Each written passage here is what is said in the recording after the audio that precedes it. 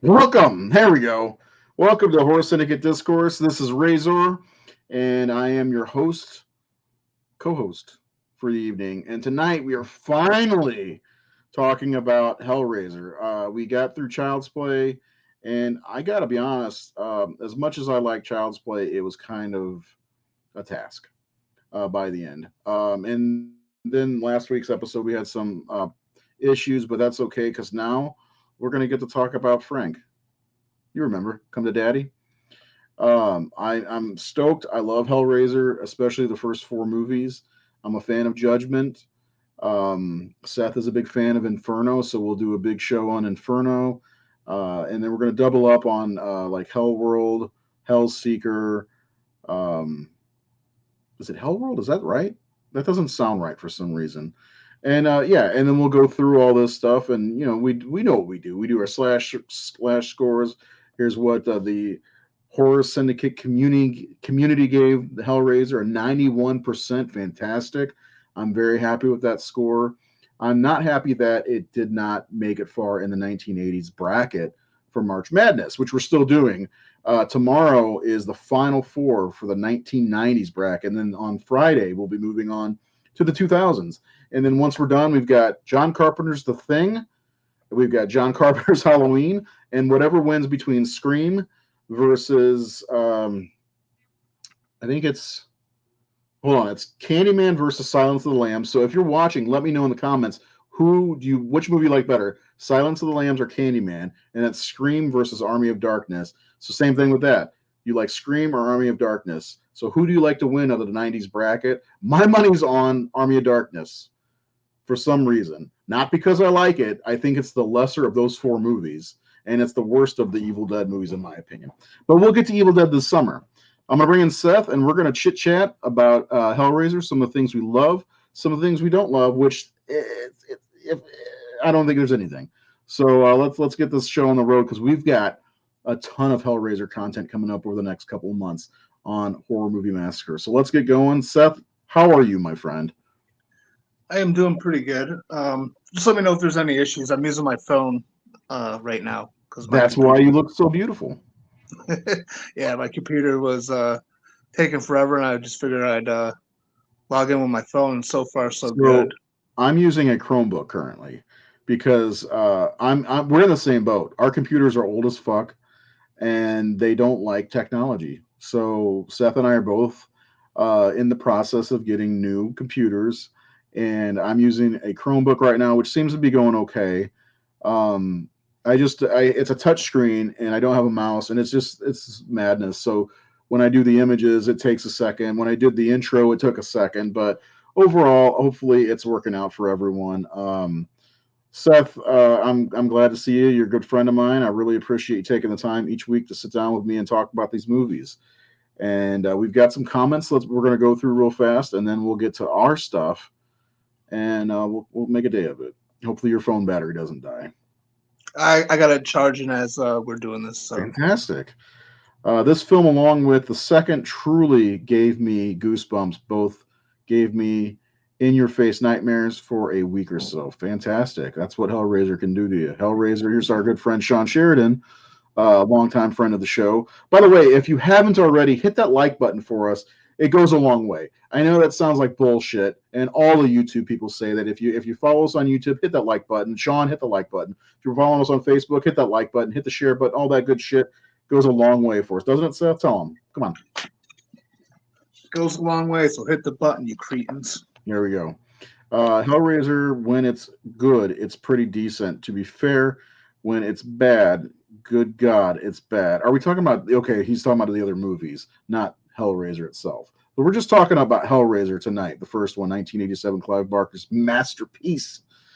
His best movie he ever made, in my opinion. Hellraiser 1987 is a great horror movie. I like the single location from, yeah, me too. It feels I feel horror works better in isolated settings. In a lot of ways, it does, Sean. You're not wrong, my friend. What do you think about that, Seth? Oh, what was that? Horror working in an isolated setting. Yeah, absolutely, and that's part of the charm of this film. Absolutely. That house is brilliant too. The Frank and Julia storyline alongside Pinhead works well for me. Kirsty Cotton is no Sydney, but a decent final girl. I think she's got them all beat. I think there's a toss up between her and Nancy Thompson for the best. Honestly, I know people go, "Oh, what about Jamie Lee Curtis?" I get it, yeah, Laurie Strode for sure, but I mean, Kirsty, well, and I'll get into it, had a lot more going on, just like Nancy did. I think they're both kind of pushed aside because Jamie Lee was number one, the first one, whatever. We'll get into that. The effects are very good. Only issues Andrew Robinson as Larry Cotton is hot garbage. I don't think so. I think he's charming. Come on, give it a 4 out of 5. I love how Kirsty became a strong protagonist along with her boyfriend, who they never brought back for the sequel. Yeah, it's. I'm glad they didn't bring him back because he was kind of a throwaway character in my opinion. I like that scene where she's like, "If I drink anymore, I'm going to fall down or lay down," and the guy's like, "So lay down." What a douche. I believe even though Kirsty's not Sidney Prescott or an Alice Johnson, she's still one of horror's true fine. Hey, what would you guys think? Anybody watching on Facebook? And if you don't follow our Facebook page, please check it out. What if we did a final girls, real quick bracket for March Madness? I can do that really easily, really fast. We can pit. We'll get 16 final girls, and we'll pit them against each other, and who comes out on who comes out on top. And I already know who it's going to be. Seth, you know who it's going to be. Go on. Who do you think it's going to be? Lori. It's going to be Laurie Strode.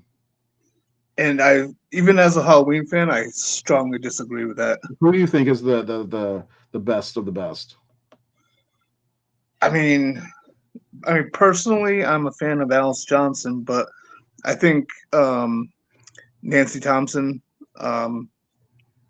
I just like Laurie Strode works for like the first Halloween for the character that she's supposed to be, but there was really nothing too overly special about her, in my opinion. No, I mean everything happens to her really in the last 10 minutes or so. 15 minutes maybe, where Kirsty's going through this for most of the movie, having that great nightmare scene about her father dying, and then I'll get into that. And same thing with Nancy. She watches all of her friends die. Like Lori finds out her friends die. We're going to have an episode on Final Girls, I think. Well, because Nancy at least does something about it. You know what I mean? Yeah, like very proactive. She learns. She tries to take it head on. Yeah, absolutely. That's why she's generally my favorite. But I always then I think about Kirsty. I'm like, God, she went through some trauma. It's Frank, Uncle Frank. You remember? Come to Daddy. What is that? Gross. Army is my least favorite of the Evil Dead. Yeah, same here. Paul, another person's been with us from the beginning. Not using Discord. Drew, get out of here. So we had a meet. Drew Rose is a part of the Unparalleled comic book company that I run. By the way, Unparalleled Comics, if you like comics, check it out. All kinds of shit happening. Seth is a writer for us. And we tried using Discord the other day, and I tried 3 different profiles, could not get that thing to work at all. So we had to go through StreamYard to do our meeting. Yep, we're looking for him now, Isaiah. Thank you. Army is definitely the worst of the 3 or 4. I think out of all 5, because Rise really blew me away. I really think you should watch Hellraiser 1. Absolutely. You were not wrong in saying that. And guys, if you're new to the show, if you haven't watched the show before, comment. We'll comment back. We'll read them out aloud, all that stuff. Please comment. We love to have interaction. Drew, just for you, I will do it. Drew, who's your favorite final girl? Leave that in the comments, and then we're gonna get on with the show and talk about Hellraiser. Sydney, I think the top 4 are Kirsty, Nancy, Sydney, and honestly, I think Alice, because Alice went through some shit too. Think about that. Let's think about it. You got to think about it. Laurie Strode's great and everything. Sydney went through some shit too, but you got to think about what these characters went through, or how they had to persevere, if you will. Okay, so there's a lot to talk about here with this one. So we're going to get started with Hellraiser. Me and you both absolutely fucking love Hellraiser. I know you're a big fan of Hellraiser 2, and I am too, but you like Hellraiser 2 maybe a little bit more. Um, but first of all, we'll get into that next week because Hellraiser 2 is next week. But tell me, like, where your love for this film began. I think it began with this, first of all. But, whatever. What do you think? Tell me where it all began for you. Well, I mean, it really began when I first watched these movies. Like I say for a lot of stuff that we talk about, watched it as a teenager, and I didn't know anything about the series. I didn't know what they were about. I just saw the the covers of the VHS tapes at the video store, and on the back of comics, like the ad for Bloodline. So I didn't know what to expect, and I thought I definitely thought it was going to be much more about what we know as Cenobites, but I just figured it would be sort of like done in the typical slasher fashion because of like when it came out, and I found it to be, I think, in a lot of ways, much more gross than your standard slashers. Like I remember first time I watched it, and right in the opening scene where the hooks are going into Frank and tearing him apart, I was like, ooh, wow, and goes for it right away. Yeah, yeah, but like and as I watched it for the first time, I just really loved it because it's got really good atmosphere. I absolutely love the Christopher Young score, and I just really underrated, by the way. Underrated score. It's phenomenal. Totally. It's phenomenal. Yep. And so,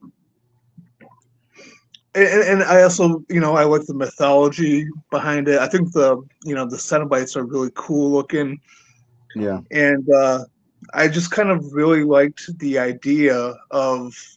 I felt like this kind of stood out from other films, especially of the era, because the Cenobites are the window dressing, right? They're on the posters and the covers and all that, but that they're not what the film is about. They are just the consequence. I love the whole idea of them having rules. And it's sort of like you open the box, we came. I kind of really. I really enjoyed that aspect, and then there's the whole thing with Frank and Julia being the true villains of the movie. And right before you say anything else, I'm sharing a link to our website, thehorrorsyndicate.com, in the chat that everybody needs to go check out. It's Seth's article on why Frank and Julia are kind of underrated horror villains, because they are. I'm sharing it in the chat and on our Facebook page. So absolutely check it out. It's a great fucking read by Seth. Go ahead. Yeah, well, I mean, especially the descent of Julia herself. Like especially if you read the article, I really get into it. But it's just like how she's a lonely housewife, and she kind of gets wrapped up in this affair that kind of consumes her. And if you really pay attention to the movie throughout, she does have some bits of humanity here and there. She just makes terrible choices, but I mean, one of my favorite scenes in the movie is like when, like, after the first kill, and she goes into the bathroom and she looks at herself in the mirror. So I thought that was a great moment for her. And then also with, she kept trying to protect Larry to a certain extent. She didn't want Frank to take him. But, eventually she becomes more and more desensitized to everything, the more and more she helps kill. And I like her evolution in her look. I got these images because I wanted to talk about that, because she goes from this to this. And it's and eventually to we saw that this was I think it's the first kill, wasn't it? That was I believe that was the first kill. Yeah. It's amazing. I mean, even it's just a hairstyle change, really, but like, look at her, the difference. First of all, she looks sexier than she looked before. I mean, Well, I mean, even if you go back further than these particular images, like Yeah. when you get in the first flashback scene, right? When Oh she yeah. first, when she first meets Frank, she's got long hair. She looks very innocent looking, Hmm. and What people drink to? Wedded bliss. Sorry. yeah. But and that's and that's the moment that changed her. And I think Claire Higgins played it perfectly well, like especially in that flashback, because she does seem sort of innocent at that time, but then she gets wrapped up in this whole thing with Frank, and it just consumes her. So I think this movie has um, good uh, character moments, especially for Julia, who I feel is like pretty much the main character. I think Kirsty is really cool and everything, but like it almost seemed like Kirsty was in there so that you could at least have a good person in the film, someone for the audience to root That's for, while the yeah. story is actually focused on Julia and her descent. That's an interesting point actually, because I never thought about Julia as the main character really. I mean, really, it could be between her and Frank. And I always look at, I mean, of course, everybody's going to look at these movies and say, oh, Pinhead, yeah, Hellraiser. But like, it's not about them. They're in the very beginning and then sprinkled a little bit in, and then the very end. Julia is absolutely has the main character. She's doing all of this stuff for her lost love, Frank, even though she's married to his brother. A lot of twists. Clive Barker's got a fucked up brain, I'm telling you.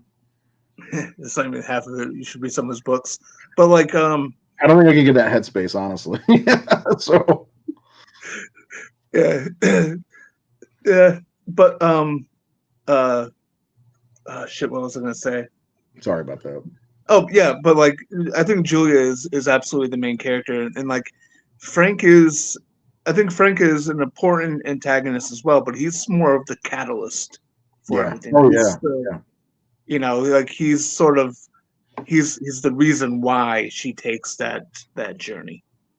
But and then in um other things I just really love about it too is it is the stuff of the Cenobites and the way that they're shot and the way that they come out. It's just really cool. And I think in this one too, isn't it, I can't remember if it's this one or if it's part two, but there's a scene where like they're talking to Kirsty and like the camera's kind of spinning around, they're kind of going around. Was that in the second one or this one?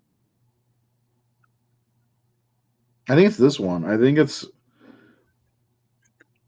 hard to remember because there are scenes from, especially with the Cenobites, because they're in so few scenes in both movies that they kind of mush together. Because there's like, Pinhead has all these brilliant lines, and it's like, is which movie is that from? Is it from one or two? So yeah, I can't remember. I feel like it's this one, but they I like think it is this one. I was trying to watch it before the show tonight, but okay. I had an issue with my Blu-ray player where um, I had to reprogram it to be region free, Oh and shit. I Oh, lost the paper you got the that came with arrow. it. Yeah. So like it took me 45 minutes to find the paper, and then Oh Jesus. I put the movie on, and I didn't get very far. But hey, I'll be right back. I gotta let Good Boy outside. Okay. Yeah, so to kind of piggyback off what he was talking about in a way, some of the things like you see with Julia changing over time, and you got to read that article because she's absolutely the villain of this piece, and the main character where and Frank is the antagonist, brother Frank, and then Kirsty the final girl hero, and she's got that great moment with the box where she tosses it out the window because I guess Frank can't leave the house, and the Cenobites.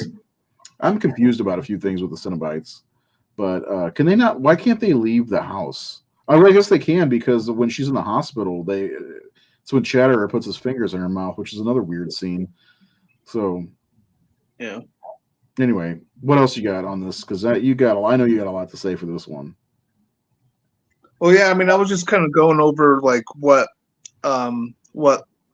attracted me to this film when I first saw it, for all those reasons, and then just ever since, I kind of like really dived into the series, which I know not a lot of people love overall. I do. Um, if I was to give this whole franchise a movie title, it's The Good, the Bad, and the Ugly. But I enjoy all of them. And so I love the lore behind it. I dove deep. I read the novella, The Hellbound Heart, which I think is great. And there's a few differences. The Scarlet Gospels, read that one as well. I have all the comic books, the more recent Clive Barker ones. So I'm just a huge fan. I just love the Cenobites themselves. I love the mythology, the lore, um, and then just I'm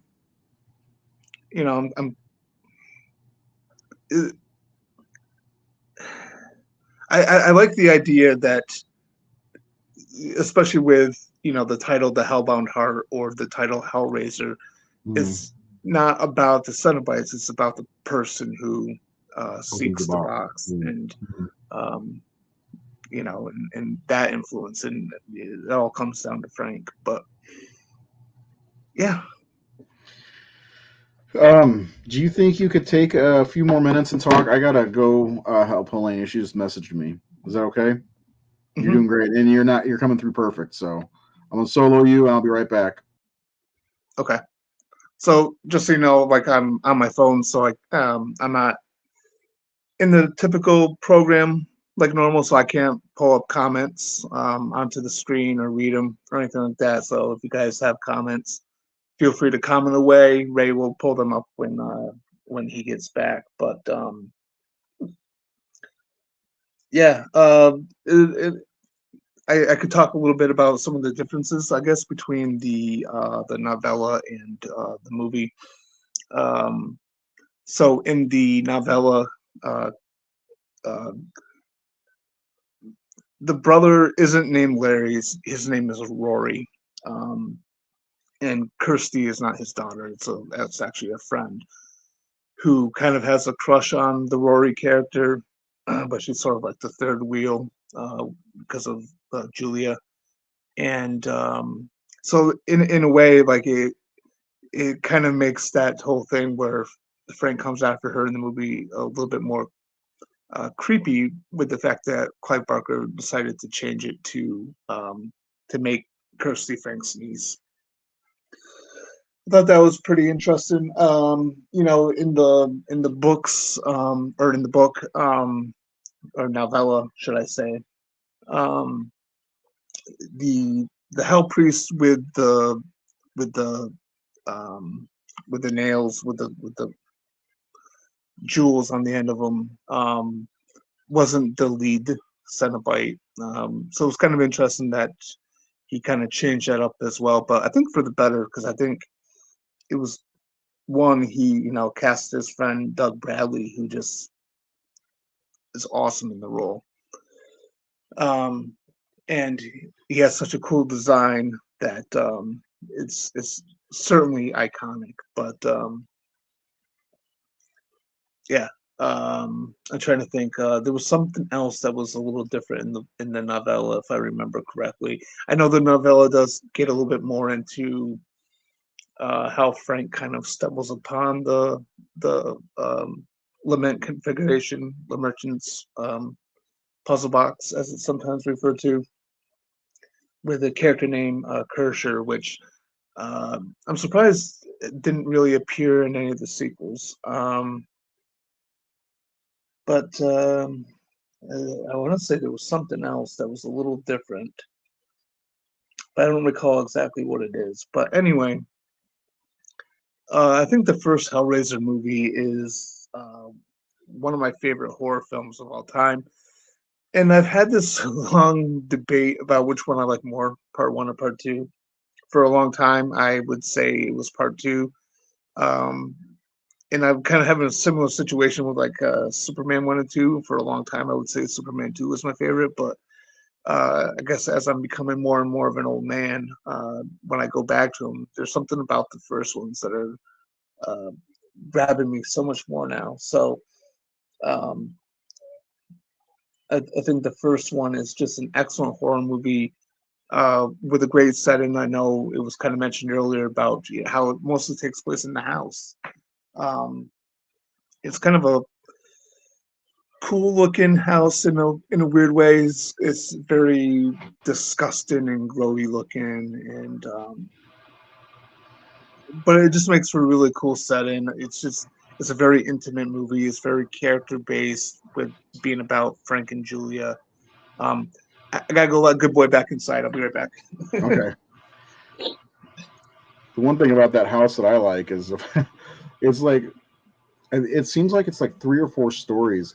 I know Sean Clark from Horror's Hallowed Grounds recently went there and got to see the outside of the house. It's still like in the movie, it looks like it's almost on its own block, but it's totally different now.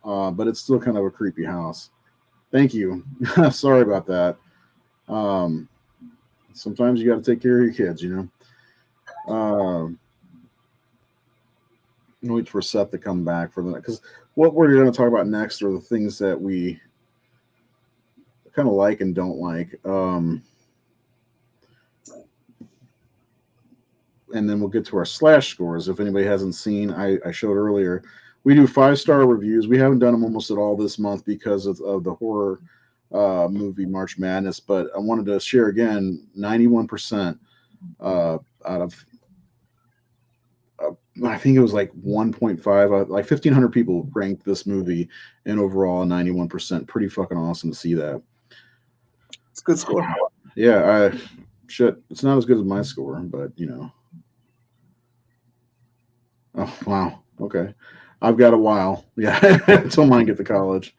About what 3, 4 years for my son, and then about 8 for my daughter. Anyway, um, yeah. So, is there anything? There's one effect that I'm not a fan of in this movie, but other than that, there's not much about this movie that I could be negative on. I do think Andrew Robinson's acting isn't the best, but I still like Larry as a character. But what is there anything that you kind of like? Oh, yeah, that could have been better. Yeah, I mean, I don't really care for the ending with the engineer. That creature that's flying through. It never went anywhere really. No, and it was something like it just kind of came out of nowhere. It didn't really fit with the rest of the movie. Um, I don't know. It just seemed like it was kind of. I think Clive probably could have found a better way to end the story, but Well, really, the end was fantastic if you think about it. You know, another person getting about what's your pleasure, all that. yeah, Um, I really like that. Yeah, I mean, the one effect is with the what is that thing called? Is that the engineer, the one, the like scorpion tail thing? The effect that I didn't like that. And I honestly, I don't think that the boyfriend, even though he kind of gets shoved aside, I didn't think they needed to even show him come back because he didn't do anything. Uh, no, he was useless. Pretty much the whole movie, really. I mean, except for he had that one good line, "Then lay down," and he did that trick with the cigarette, which looks stupid. I mean, Yeah, bro, you probably got ashes in your mouth, you know. yeah, Um, but yeah, like there's not. I don't have many complaints. The house is amazing, and I mean, part of it is like a haunted house scene. I mean, a haunted house movie in a way too, because you got a ghost in the attic essentially with Uncle Frank. We're going to have to get into that resurrection scene because that resurrection scene is one of the best uh, scenes ever. Period. mhm, Um, but and then there's a lot of great moments in this movie, like Julia and Larry trying to get it on, and Frank's over the bed just cutting into a rat. It's like, what the fuck, man? Like, and then you got to admit, I mean, the effects in this movie overall are like superb. I mean, look at Frank first of all. yeah. He looks amazing, and then of course that out of control resurrection scene. Like when I saw this, so I saw this movie in the '90s at some point because I saw Hellraiser 3 first, And that's how it goes with me. I mean, I see sequels before I see the original. It's always been like that. Saw Jason Lives before I saw the first Friday the 13th. Halloween 2 before John Carpenter's masterpiece. I saw Elm Street 2 like right before I saw the first Elm Street. So I saw Hellraiser 3 and I was like, okay, I could watch this. And I went back and watched one. I saw this. I was like, what the fuck? I was like 13 years old. I'm like, holy shit. And then I see it years later, being a part of the horror syndicate when we started in 2016. I'm looking at this, watching this scene. I'm like, this is masterful effect work right here. Mm-hmm. I mean, from the ground up. I mean, we talked about it when we talked about Elm Street 4 recently, like which one had the better resurrection scene, because that's a great resurrection scene. Forget about the dog pissing fire for a minute and just think about rebuilding of all of Freddy's organs, But this one, I think, is better. What do you think?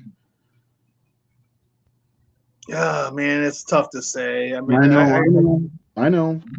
I like them both equally. They're both cool. I mean, the dog piss and fire doesn't bother me at all. It's a None dream never bothered me sequence. either, but people complain about it. That's why I said it. Yeah, it's like it's a dream sequence. Dreams Mhm. things don't make sense in dreams. No. But I mean, this is fantastic too because I think what makes this stand out especially is not only the effects but the way that it's shot, and then you have that awesome fucking score behind Yeah. it Oh my God. as Frank is being resurrected, which makes it all that much more powerful. Hmm. So that's where I think I would give Hellraiser the edge. Um, Well, I like how gooey he looks here too. Like he's so. I think that's something that adds to it. I like that the score. It's very like triumphant almost. The return, and yep. his arms pop up, and then they pounce on the ground, and he starts pulling himself up. I just love it. It's one of the best effects scenes I think in the '80s for sure. I think Hellraiser is my third favorite horror film of the 1980s. Third best, I'm sorry. I think it's the third best horror movie of the 1980s. So, yeah, actually, Elm Street 2 is the very first horror movie I ever saw. Um, but yeah, I think, and then, he goes through phases as well. Like, you get to see the flashback sequence. What should we drink to? I love that, by the way. I don't know why. Wedded Bliss. And then I had another image of him, but I don't think it downloaded on here. But he was like pinky and not as bloody, it was more like his muscle tissue.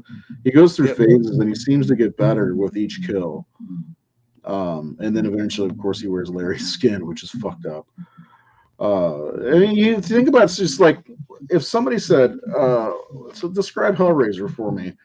It's about a perverted uncle who needs to come back to life, who drops of his brother's blood resurrected him after being kind of destroyed by these hell creatures, and then eventually he comes back and he's all bloody and you can see his muscles after this amazing resurrection scene where he's very gooey. And by the way, his brother's wife is helping him come back and killing these guys in the attic and get it. Basically, what does he eat them? What does he do to them? I'm not sure. It almost kind of seems like he like absorbs Yeah, them. because there's nothing left of them. But then he You know. takes his brother's skin, and eventually it gets ripped off, and he says Jesus wept at the end. That's Hellraiser, which I love. Yeah, well, I mean, the thing with Frank is like he's a character who he's almost sort of like he's like a thrill seeker. Mhm. Nothing's taboo to him. He's got no restraints or um, uh, he's got no restrictions. He just lives his life and uh, he finds something. He gets in the book. They make it clear that he's put in contact with someone to get the lament configuration, the merchant's puzzle box, Mhm. because he's trying to seek the ultimate in um, in pain and pleasure. And in the book novella, I mean, does I think a really good job in the beginning of kind of like really hammering home the sensations that you feel as you open the box. in the novella he does kind of whip it out and beat off while he's all that's happening. But Why wouldn't you? You know. yeah, well, it's just because like the sensation, like because it just goes through all your senses, and it just so he's you know, but like that's his character though. He's like nothing. He has no moral compass at all. He's not beyond seducing his brother's bride to be. Or his daughter or his niece. I mean, or his niece, which is you know, I kind of talked about it a little bit when you were gone, but I think that was it's kind of an interesting choice that Clive Barker made by switching it to Kirsty being Frank's niece, where she wasn't in the no, sure, yeah. I think it's more effective though. I mean, I didn't read the novella, but I think it's more effective.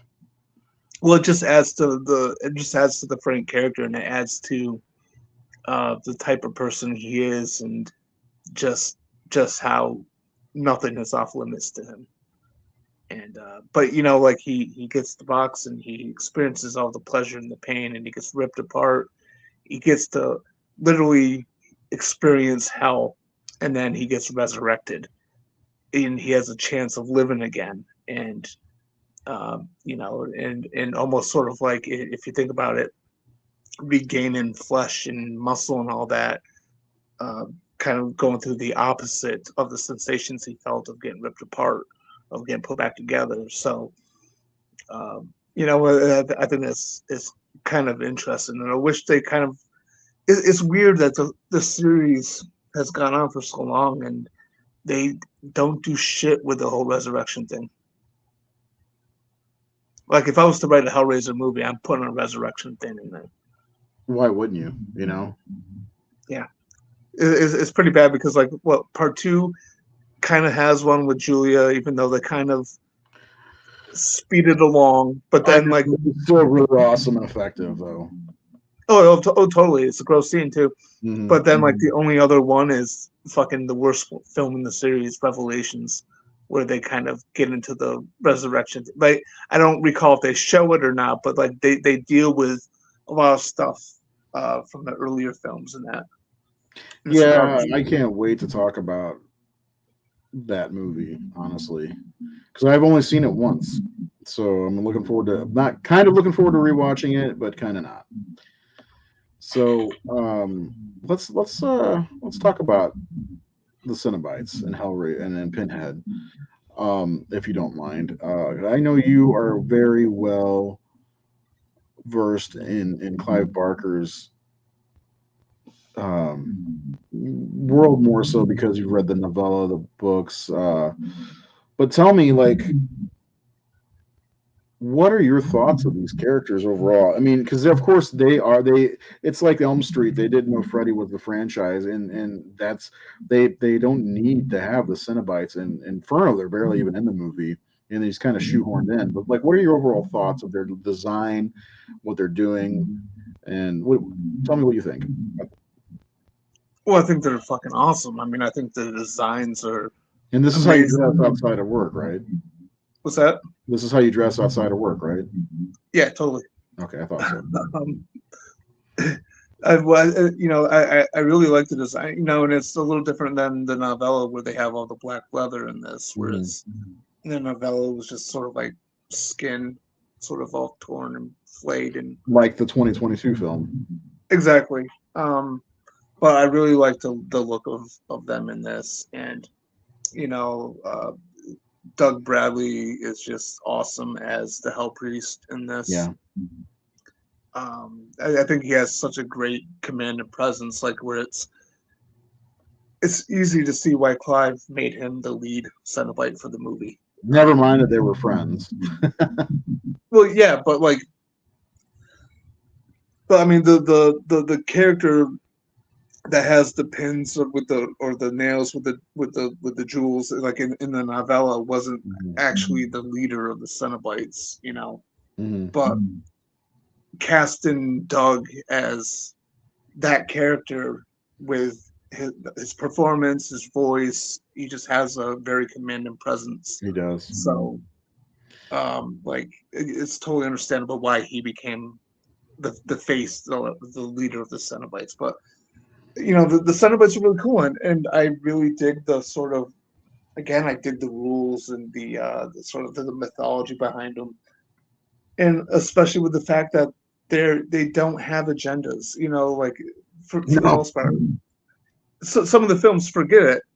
They forget some films forget that point, but like they're they're the consequence, man. You open the box and they come and they can claim you. Yeah.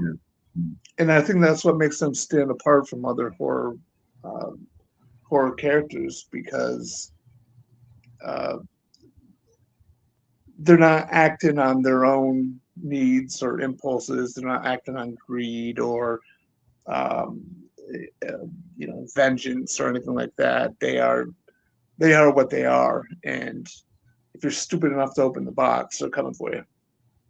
Yeah. And here's a question for you, by the way.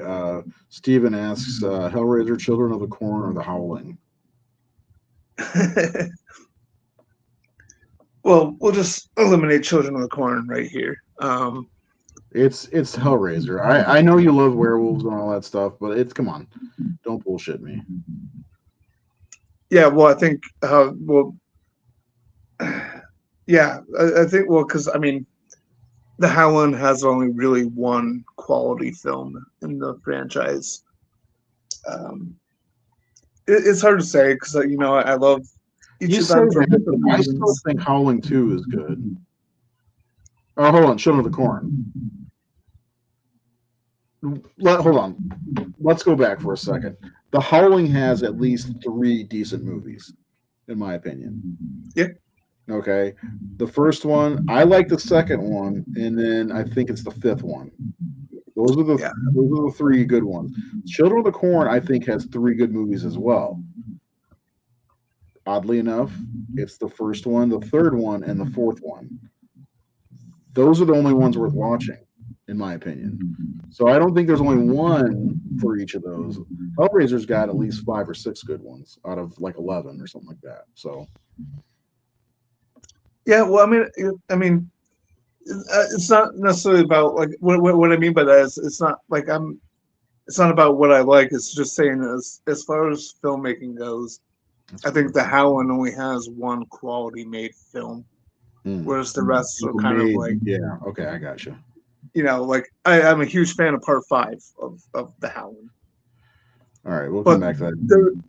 there is issues with the film inside of it. And Children of the Corn, as much as I like the first one, I don't think it's an overly well made movie.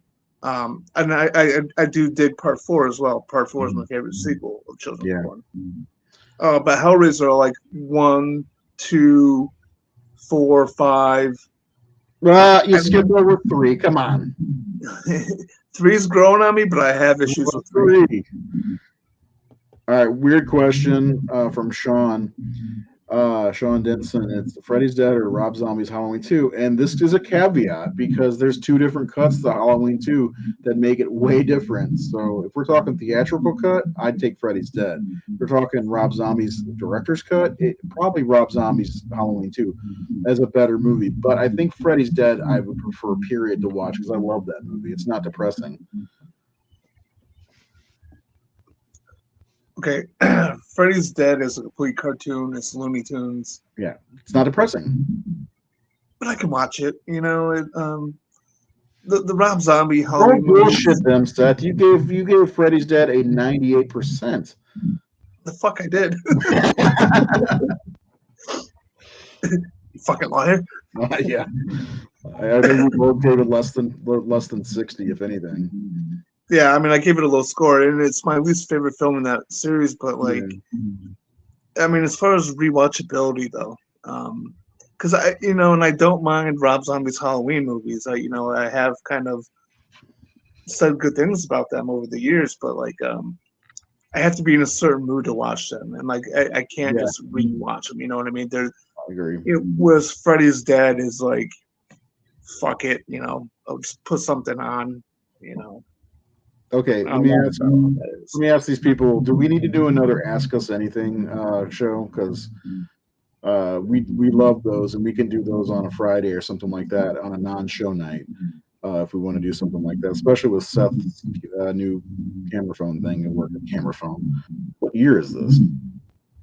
Anyway, all right. We can still talk about Hellraiser. Let's. You want to dig into the slash scores real fast? Yeah. All right. So we showed you that the horror syndicate followers on Facebook, out of about 1,500 people or so, rated this a 91%. I'm very happy about that. And as far as our slash scores go, me and Seth's slash scores, we 10 categories, and we pick a score of 1 to 10 per category. So if like let's say cinematography, if we give it an 8, that's 8 points right there, and you just add it down the line, and that score comes up to a percentage out of the 10 categories. So Seth, I always do his first, and one more if you don't mind. No, wait, I don't mind. I love doing those. Seth, what are you doing Friday? I ain't got shit going on. You want to do an Ask Us Anything episode? Sure. Okay. Seth gives Hellraiser 93%. Oh, there's the picture of Frank with the bone, as you can see. How'd Yeah. you land on 93%? Well, I'll tell you this. Through our 10-point system, uh, this film didn't get any like it.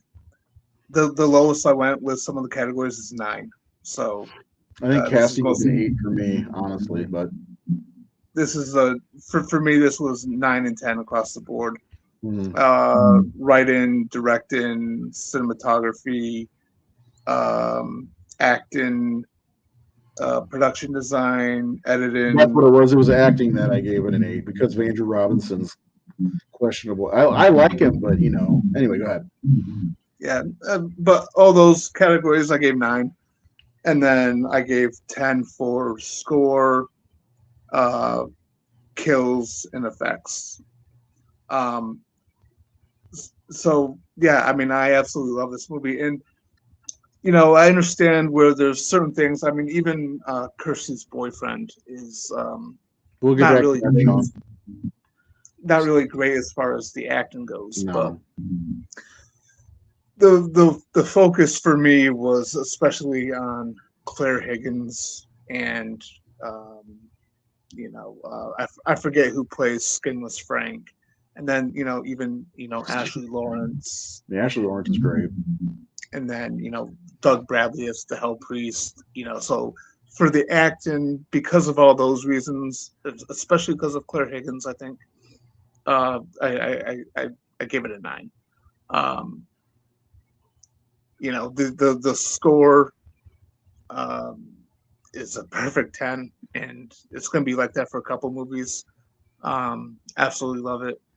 Um, I think the effects are really, really good. Even though I didn't really care for the engineer at the end,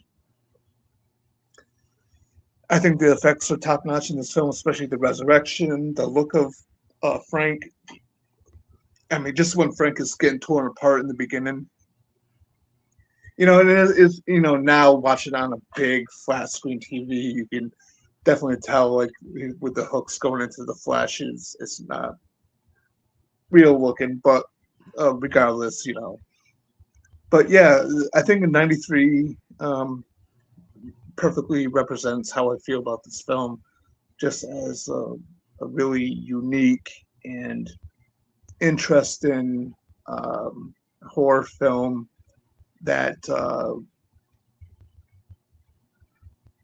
I think is it goes against sort of like the other types of horror films of that time, and I think it's a really cool world. It's not a world I would want to live in, but No. it's a world I love diving into because, like, I mean, again, like, just I got all the volumes of the comics and just going through all that, and it's just super cool where Mhm. they extend upon it with Kirsty and some things that happen in that, and then even with the Scarlet Gospels and what happens in that. So I fucking love this movie, man. And I think I mentioned it when you were away, but I think I'm You act like I was gone for a month. just like with Superman the movie. I think I'm turning myself around on the film I'm going to call my favorite in the franchise. I think this is it for me. My interest is piqued. All right. Well, guess what? We match again. Hey. 93%. Yeah, this is one of my favorite horror movies of all time. Top 10 for sure. And one reason I say top 10 is because there's so many fucking horror movies. Texas Chainsaw Massacre, Elm Street, John Carpenter's Halloween, John Carpenter's The Thing, Candyman, which is a Clive Barker story. Mm-hmm. I just love this movie. The weakest part was casting. I do love Andrew Robinson, but Larry, his character wasn't that great. His acting was better when he was playing Frank. So, yeah, and then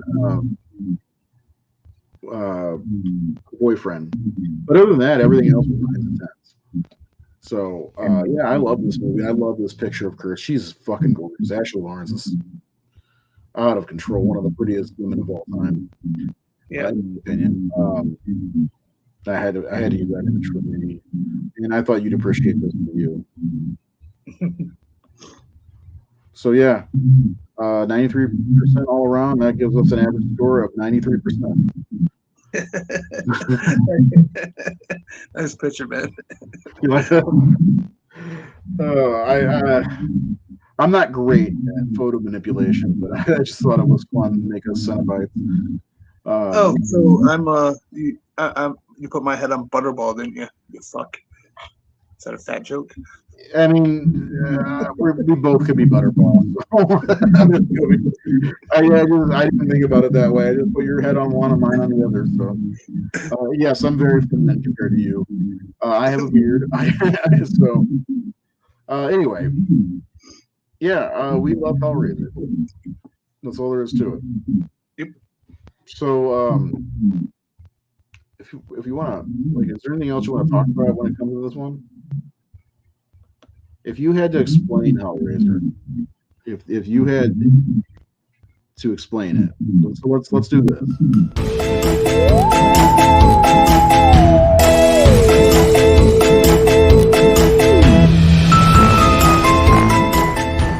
An asshole.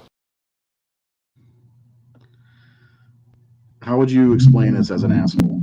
I'm putting you on the spot. Oh wow. I would say a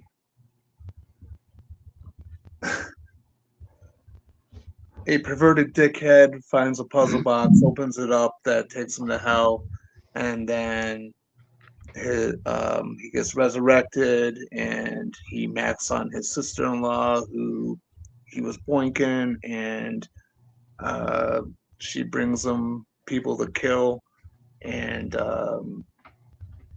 yeah, I mean, I wish you'd see. You should have mentioned something beforehand. I could have prepared. I wanted to put you on the spot. It's I want to. We need to start bringing that back. I want to bring that back along.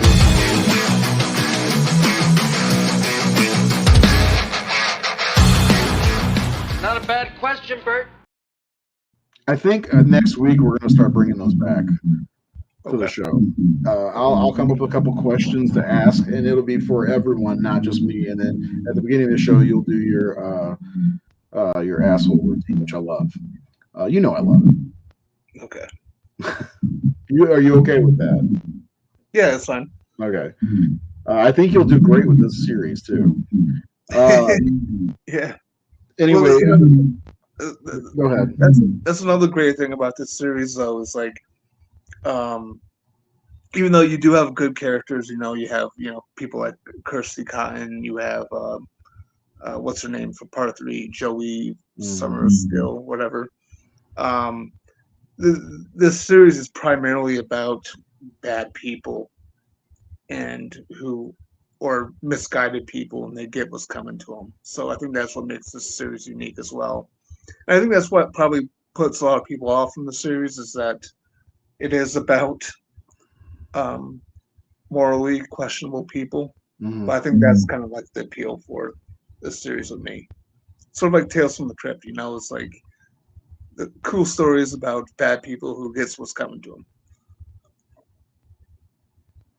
Yeah, and that's probably one. I mean, because your article again, check the horrorsyndicate.com, or I put it on the Horror Syndicate Facebook page, but you got to check out Seth's article on Julia. Basically, it's one of the best pieces I think you've ever written. It's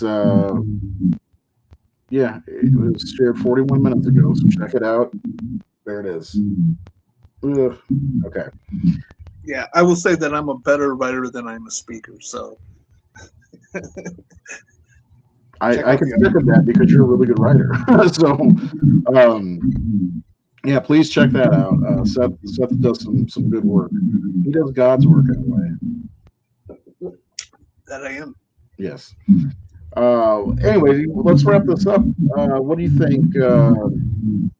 Final thoughts would be for you.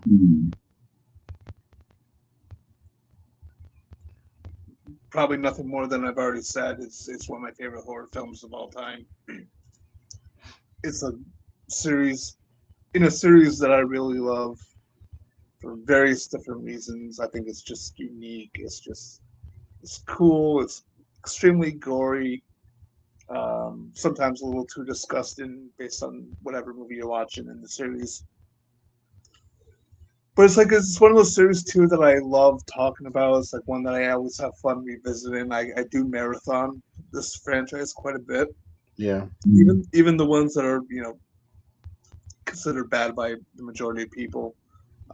There's something about this series that I just really really enjoy, and it's like I've been trying to get us to do Hellraiser stuff for years now. You know what I mean? It's hard to do on Discourse. Yeah. But yeah, I love it, and Evil Dies Tonight. Okay, before we go, we have questions. I don't know who Caitlyn Jenner is, but Ashley Lawrence is. Who's Caitlyn Jenner? Oh God. Do you know who that is? Yeah, I know who that is. Okay. It used to be Bruce Jenner. I don't know who that is. He was a runner. A runner. Or something like that, and he transitioned. Oh, of course, that makes sense for him to ask that. What film needs a remake? Ooh. The Howling. What did you say? The Howling. The Howling? I wouldn't mind seeing a remake. I mean, to be honest with you, like what they should do is go back to Gary Brandner's books because that's why the book have never been adapted, and you kind of need to do the first one, even though the first one's already been adapted twice with part 1 and part 4. Part 4, yeah. Part 4 being closer to the book than the original movie. Mm-hmm. But like quality wise, part 4 is not very good. So like I would like to. I love the Howland books, and every time I read it or listen to the audiobook of it, I always envision what I would do if I was to make that movie. So they should probably just hire me. Right. But yeah, no, that'd be a good one.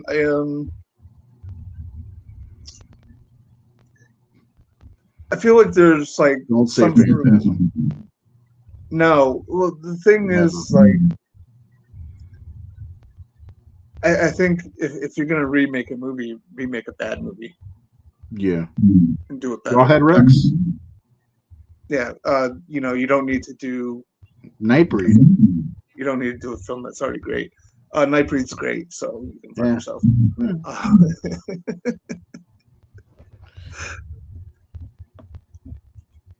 I don't think you could just remake a sequel. Yeah, Phantasm never needs to be remade, in my opinion. Hold on for a second. Let me do something. Phantasm is a great movie. Okay. I need to check something. So next week we are doing Hellbound Hellraiser 2. And we'll talk more about Julia and one of my favorite scenes in the entire series, and it has to do with a guy and a knife on a mattress. So, and Leviathan and Dr. Trinard and the second movie is almost as strong as the first movie. Like they're like neck and neck, and it's rare for a sequel. Oh, I know one that'll be good for a remake: Evil Dead.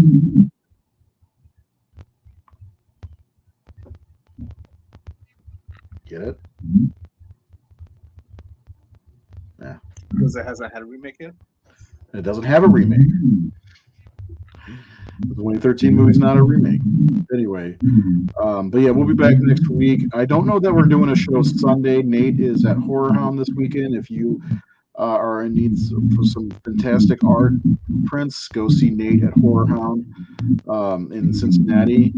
We will definitely be back the week after that, and I don't know what the topic will be, but you got 2 episodes of no, just 1. Anyway, we'll figure it out. Seth, anything else? I know you already said Evil Dies Tonight, and that's your sign off. But anything else before we go?